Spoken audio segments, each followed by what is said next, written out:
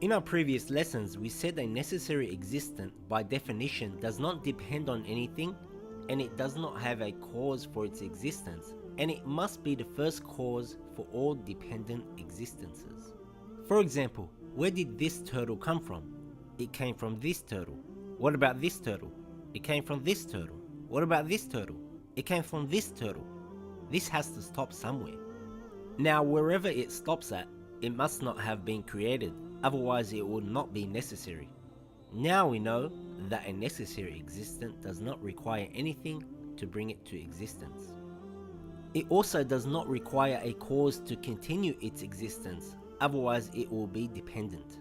Now we have proven that it has no beginning and no end. If it had a beginning, it would have been caused by something else. If it had an end, some cause was keeping it alive.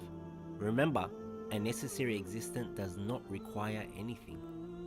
For example, the Big Bang Theory at one stage did not exist, and then it came into being, so it had a beginning.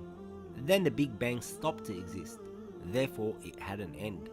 Because it has a beginning and an end, it cannot be a necessary existent. A necessary existent also cannot be compound and made up of parts, because they are dependent on each other. For example, atoms are made up of protons, neutrons, and electrons, and they all depend upon each other. Therefore, they cannot be necessary, because they all need each other. Remember, a necessary existent does not need or require anything. Another example, a human being is made up of molecules, and they all depend on each other to exist. The body is dependent on oxygen, hydrogen, and carbon to exist. Therefore, we cannot see a necessary existent because it is not physical and has no parts. We conclude that a necessary existent cannot be compound, physical, and made up of parts.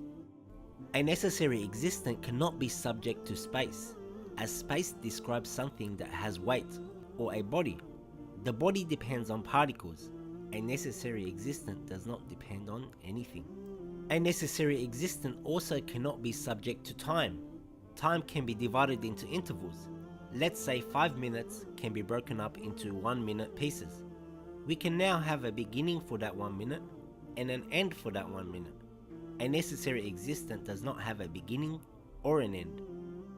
So what is a necessary existent? In our previous lessons, we talked about the proof of God the outer way. We see that the universe must have been created by an intelligent creator with its precise order and infinite knowledge. It must have been caused by a necessary being. That necessary being is God. Some might argue that a necessary being is matter, and matter created everything in the universe with its fine-tuning and precise order. Matter is made up of parts and is subject to space and time. We see a necessary being cannot be subject to these things, otherwise it will be limited. Time, space, and matter are within the universe. God is beyond the universe. He is not bound by time, space, or matter. The fact that God is a necessary being means that he is not in need of anything and is infinite.